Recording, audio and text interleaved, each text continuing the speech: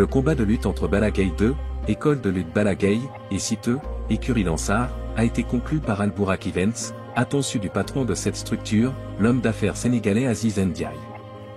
Les deux lutteurs ont touché leur avance sur cachet, et les contrats ont été paraphés par les deux parties, précise Aziz Ndiaye dans une entrevue avec Lutte TV, une chaîne spécialisée dans les sports de combat.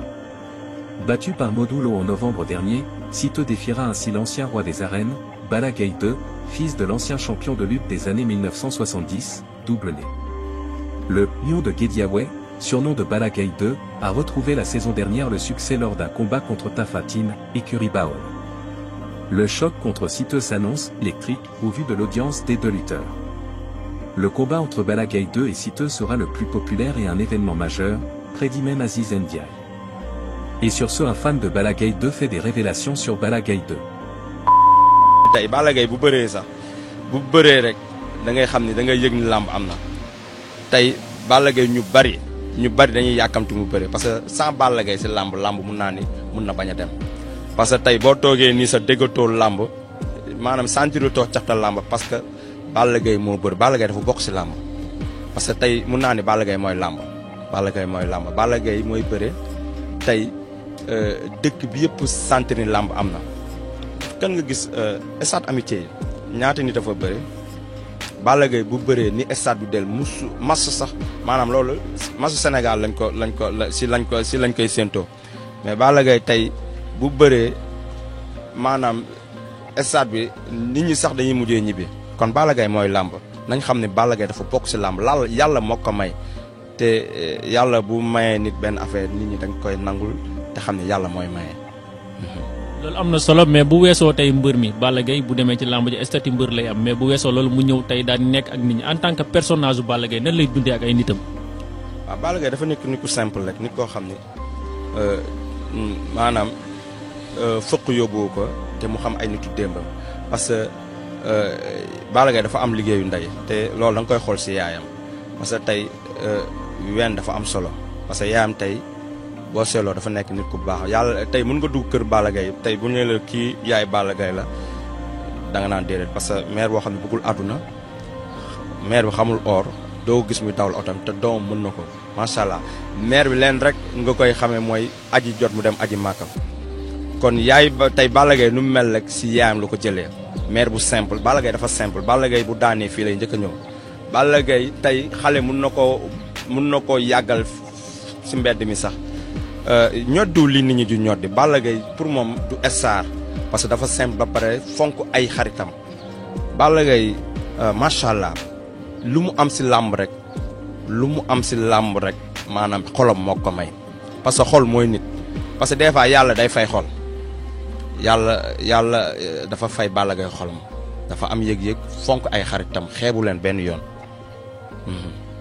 waaw lu mu am xolam moo ko may comme ni nga ko waxee mais bu leen weesoo grand nga am benn événement bam tan jot nga ko dund mooy diggante Balla Gaye 2 ak Yékini mu nekkoon en 2012 su ma juumul nga am benn choc boo xam te ne sibiroon nga ko ci mun naan mu nekkoon un choc terrible tey moment yooyu tamit choc bi nan la demee woon. waaw choc bi yàlla dafa def instant fi mu toll nii ñu bokk fanaan parce que Balla Gaye bu amee combat man ak moom ñooy fanaan ñu xëy yàlla def instant ñu nekk si préparation war a xëy dem Kër Massar ñu ànd ba ñu àndee ba Kër Massar. li yàlla def ndogal ñëw ma def soog mu nekk soog boo xam ne soog bu métti la soog boo xam ne dëkk bi yëpp ko méttilu te soog boo xam ne tamit wéetu ma si benn yoon mu taxaw ma si mu métti ko trop Balla Gaye ba muy bëri sax ba mu yëgee sama soog bi sax lu ko gën a métti si àddunaam loolu si la bokk mu doon nit koo xam ne tamit sérieusement parler foofu bu ma fay wax sax sama xol day tooy parce que Balla Gaye yërmande bu nekk si moom tey nit nekk nga ak nit tey da ngay dëkk ak nit sax nga am jafe-jafe ngeen bokk ndey ak baay mu seetaan la te amaan na mun na la taxaw mun na la taxaw boo xam ne instant fu ñu toll nii mais mun na ko si bañ a fekk mais Balla Gaye dafa mel ni ku bokk ak man ndey ak baay seetaan benn lépp loo xam ne sama soog bi war na ko rek Balla Gaye def na ko si seetaan moom muy àllam muy léppam wax dëgg yàlla Balla Gaye moom mënu ma wax si moom lu bari parce que soog boobu métti woon na métti boo xam ne parce que dañ ne nit moom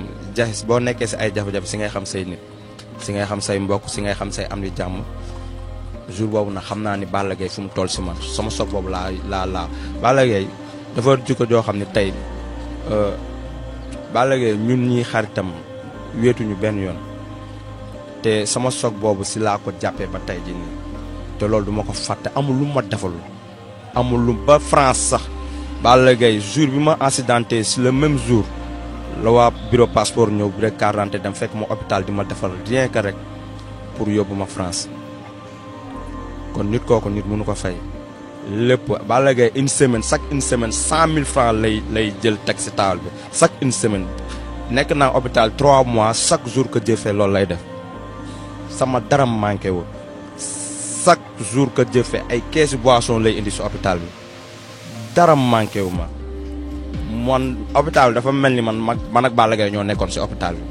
chaque saa yu xëyee jël téléphone am xool si lu ma nekk ba mu bëree comme ni mu koy defee ni sama place saa yu bëree ba mu bëree si lundi bi tamit hôpital la njëkk a ñëw seesi ma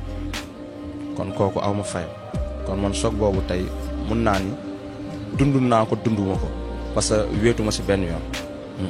waaw wéetuloo ci benn yoon mais su ma la déggee kon traitement bi dafa doon loo am ten fii lañ ko faje woon wala à un moment donné dañ la yóbbu France nga dem daal di eggali faju ji foofu. non moment boobu noonu xam nga médecin yi rek mooy loolu booba instant boobu noonu choc bi dëkk yëpp yëg nañ ko mu doon affaire bu grave gars yi taxaw ne dañ ma yóbbu France mais médecin bi moo mujj obligé ne kenn du ma yóbbu moom mun na ma faj ñi ñu wax gars yi ministre de la santé woote expliqué mu ne mun na faj mu jël engagement am ñu mujj maa fajee fii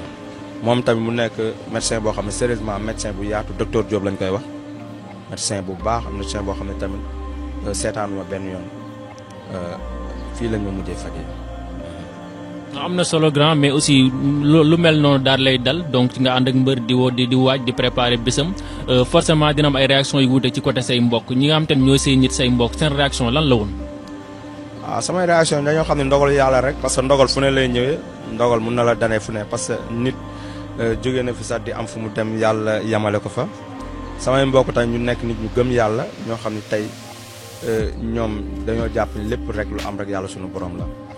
te sérieusement parler xam nga li gënoon ñaaw mooy tey loolu dal ma si bisam ki nga xam ne tey moo ma taxoon jóg seetaan ma xam nga àdduna du alal parce que tey ñun loolu la ñuy fàtte tey nit dina xëy sax di la jox bu xëyee joxu la rek nga mere ko si te du noonu Balla Gaye dafa maa wéttali si alam wéttali ma si jëmmam saa yu ma xëyee gis ko parce que moment boobu ngay xam te moment boobu laa xam parce que nit di nga ànd ak moom te doo ko xam parce que xol li si nekk dafa sori parce que nit moo lëndëm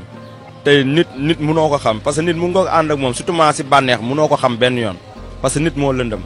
mais sama soog boobu si laa xamee Balla Gaye wéetuma si benn yoon muy alal la muy lépp ba dëkk bi yëpp xam ko parce que tey Balla Gaye ba moment bii nii chaque jour ma xëyee gis ko kon kooku dafa gore kooku awma lu may wax si moom lu dul di ko ñaanal te xam ni lu ne dina ko am si làmb parce que xolam moo rëy Balla Gaye macha allah ñun ay xaritam ñun yëg nañ sentir nañ suñu bopp si moom parce que Balla Gaye tabaski sax camion xar lay wàcce xarit bu ne mu jël jox la xar ñëpp amul koo xam ni du la jox jël alalam du ko si boole ba ñeneen ñoo xam ni sax bokkuñu si ñun kon samay mbokk leen rek lañ mën a réagir mooy di ko sant di ko gërëm te xam ni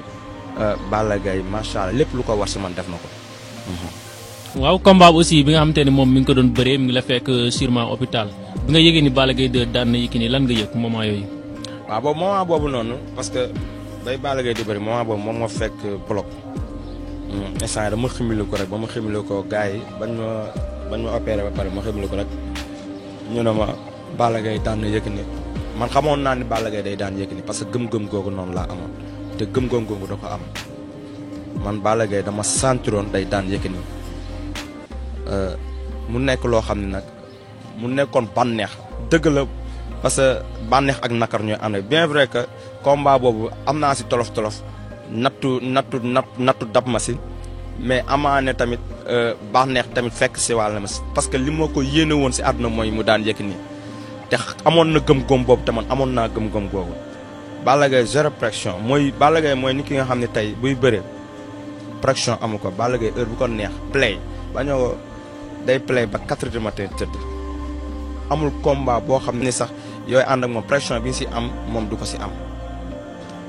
jour boobu mooy jour bi gën a neex sama jour boobu la si jour boobu parce que mënoon na gën a métti tey mënoon naa ak jour boobu accident boobu noonu dab na ma mais mu nekk accident boo xam ne tamit mën na gënoon métti parce que tey bu fekkoon Yékini daan na Balla Gaye si lay gën a métti mais yàlla ak suturaam yàlla dafa bari sutura te bu boobaa parce que Sénégal lañ nekk Sénégal nit ñi dañuy gaafal nit ñi dañuy wax loo xam ne sax xamuñu ko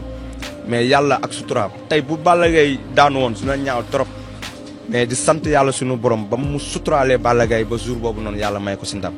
wax dëgg yàlla li ma gën a neex jour boobu tamit sama àdduna jour boobu si la bokk. kon mun nañ jàpp ne daal moment yooyu doon na moment yoo xam te ne mbër taxaw na la ci taxaw bu am solo taxaw bi ci war. non Balla Gaye ni ma si taxawee sa mënu ma ko wax Balla Gaye sama dërëm demu si dërëm lépp loo xam ni rek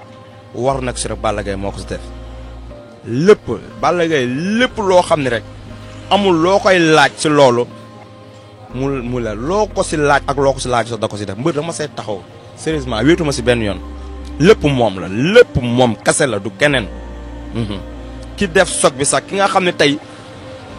ki nga xam ne sax tey moo indi soog boobu moo ma fii sax amul lu mu si def lu dul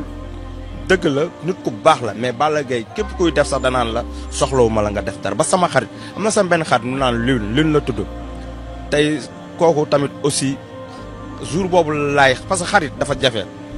mais li mu si doon def sax tey dafa dem Balla Gaye nag li mu si def waxuma ma delloo la ko lim na ko man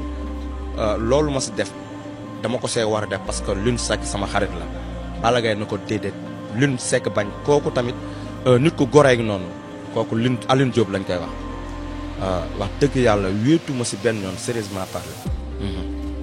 mu doon kàddu yu am solo bu loolu weesoo grand nga gis barki Demba Ndiaye ki nga xamante ne mooy Balla Gaye 2 këram daal lañ leen dajale ak ñi nga xamante ne tey ñoom la seexal école lit Balla ku ci mel ñoom Elton ñoom Lamine Golo ak ñoom fils de Balla daal leen di jubalewaat jàmm daal di amaat seen diggante geste boobu nan nga ko jàngatee. waaw xam nga Balla Gaye moom mosul xuloo kenn Balla Gaye du xuloo kenn Balla Gaye du jàppal Balla Gaye dafa yor xol boo xam ne nit ñi ñoo ko xamul Balla Gaye nit nag nit la parce que nit ku dul mer amut mais Balla Gaye xulawul ak kenn parce que am ñu ñëpp benn lañ te man loolu dama koy rafetlu parce que ñun géejawaay ñun ñoo ko bokk te amul lu dul géejawaay nañ xam ni ñun ñëpp ñoo bokk géejawaay te nañuy rafetal parce que at na amul solo man Balla Gaye wax dëgg yàlla bëgg naa ko bëgg koo xam ne lépp lu waay wax si moom rek daf may metti te wax dëgg yàlla ba ma déggee tamit gis te loolu tamit rafetlu naa ko te kontaan naa si nañ xam ni tamit ñun ñëpp benn lañ te ñuy éviter yenn yi te nga xam ne Balla Gaye 2 musul xippi musul wax lu ñaaw si benn doomu aadama parce que man mun naa loolu mun naa ko seedeel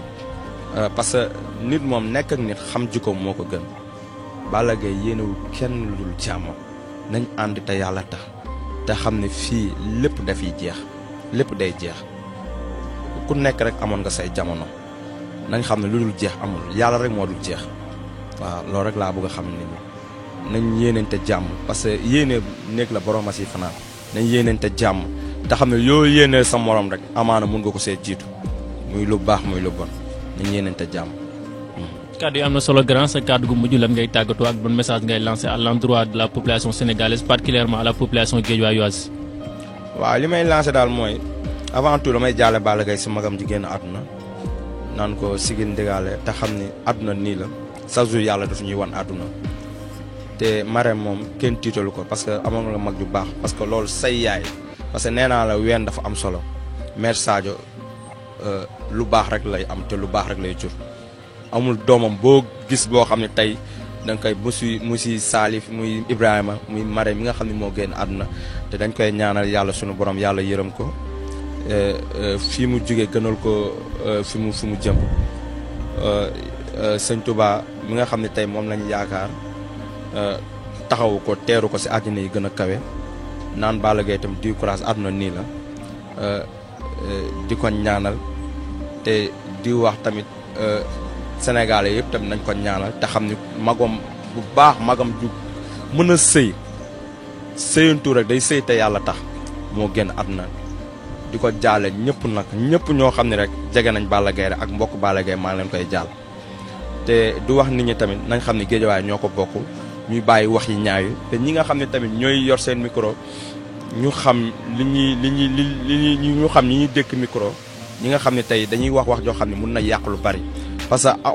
wax la rek buy xam après fu muy yam parce que mun nga wax loo xam ne ëllëg après mun na lay topp nañuy yéeneente jàmm ñuy wax ju rafet di gërëm ñëpp di leen gërëm yéen ñi tamit parce que yéen defar rek moo leen tax a jóg parce que man ay wax ay réseaux sociaux sax bëgguma ko mais yéen da ngeen baax te yéen lu rafet rek doo leen dëkk kenn koo xam ne day wax ju ñaaw te c'est lii ngeen jàpp xam naa ni dina jëm kanam parce que lu baax rek koy fay di gërëm ñëpp di sant sama soxna Yacine ak sama goro samay xarit Mbay Lune di gërëm Balla Gaye bu baax di ko wax ni tamit lu. Balla Gaye 2, connu sous le nom de le Lion de Guédiawaye, et Siteu, le jeune talent de Diamaguène. Ce combat attendu par des milliers de fans et passionnés a également été surveillé de près par les autorités sénégalaises, inquiètes de la sécurité publique après des débordements fréquents lors des grands événements de lutte. Depuis plusieurs années, les combats de lutte sénégalaises ont souvent été marqués par des scènes de violence entre supporters, des dégâts sur des véhicules, des combats entre quartiers rivaux, et du vandalisme autour des stades. Cette situation préoccupante a poussé le ministre de l'Intérieur, le général Jean-Baptiste Tine, à prendre de nouvelles mesures pour éviter ces problèmes et assurer la paix après chaque combat. Dès l'annonce officielle du combat entre Balla Gaye 2 et Siteu, la tension a augmenté dans tout le pays. D'un côté, Balla Gaye 2, ancien roi des arènes et figure emblématique de la lutte sénégalaise, voulait prouver son retour après quelques années difficiles. De l'autre, Siteu, apprécié pour son charisme, ses porte-bonheur et son style impressionnant, voulait montrer qu'il pouvait se tenir aux côtés des meilleurs lutteurs. Le jour du combat, l'arène nationale était pleine. Les supporters des deux camps étaient nombreux, les tambours jouaient, les danses traditionnelles se succédaient et les chanteurs de lutte chantaient des louanges pour leurs champions. Le combat fut intense et engagé. Après plusieurs minutes de stratégie et d'observation, Balla Gaye 2 a réussi à faire tomber Siteu avec un coup puissant, prouvant une fois de plus qu'il était un maître incontesté de l'arène. Sa victoire a été faite par ses fans, mais elle a aussi risqué de provoquer des violences dans et autour du stade.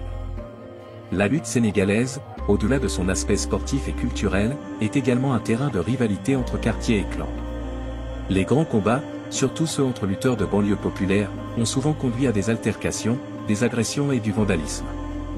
Les incidents après le combat entre Modulo et Ama Baldé en 2022 avaient particulièrement marqué les esprits, des dizaines de blessés, des voitures brûlées et des magasins pillés dans certains quartiers de Dakar et de Pikine. Conscient de cette réalité et des dangers qui pouvaient engendrer un combat également attendu, le ministre de l'Intérieur a organisé quelques jours avant le combat, une réunion de sécurité spéciale avec les promoteurs, les autorités sportives, les forces de l'ordre et les représentants des supporters. À l'issue de cette rencontre, un nouveau système de sécurité a été mis en place avec des mesures strictes. Parmi les décisions importantes, l'interdiction de toute vente ambulante autour de l'arène nationale le jour du combat, le déploiement de plus de 1200 policiers et gendarmes dans et autour du stade, et surtout, l'interdiction formelle de rassemblement de supporters dans les quartiers après le combat. Les forces de sécurité devaient également fouiller exclusivement les véhicules et les personnes à l'entrée du stade, et disperser rapidement tout groupe suspect après l'événement. Des patrouilles mixtes de police et de gendarmerie ont été envoyées dans les quartiers sensibles comme Guédiawaye, Pikine, Diamaguène et Rufisque. En plus de ces mesures, le ministre de l'Intérieur a voulu sensibiliser les leaders de supporters pour qu'ils assumaient leurs responsabilités. Des annonces officielles et des messages à la radio et à la télévision ont été diffusés la veille du combat, demandant aux fans de rester calmes et de se comporter de manière citoyenne. Le jour J, les mesures ont été appliquées avec rigueur. Malgré l'intensité du combat et l'émotion des supporters, aucun incident majeur n'a été signalé à l'intérieur de l'arène nationale. Les supporters ont été évacués progressivement, sous la surveillance des forces de l'ordre, et les routes ont été nettoyées rapidement après le sifflet final. Dans les quartiers, des patrouilles ont veillé toute la nuit pour éviter des débordements. Le ministre de l'Intérieur s'est félicité de la réussite de ce dispositif et a annoncé que ces nouvelles règles seraient désormais appliquées lors des grands combats de lutte. Pour les fans de ce sport national, ce combat entre Balla Gaye 2 et Siteu restera mémorable pour son intensité et sa signification, mais aussi comme le début d'une nouvelle période où la lutte sénégalaise pourra continuer à rassembler le peuple dans la paix et le respect des règles de sécurité publique.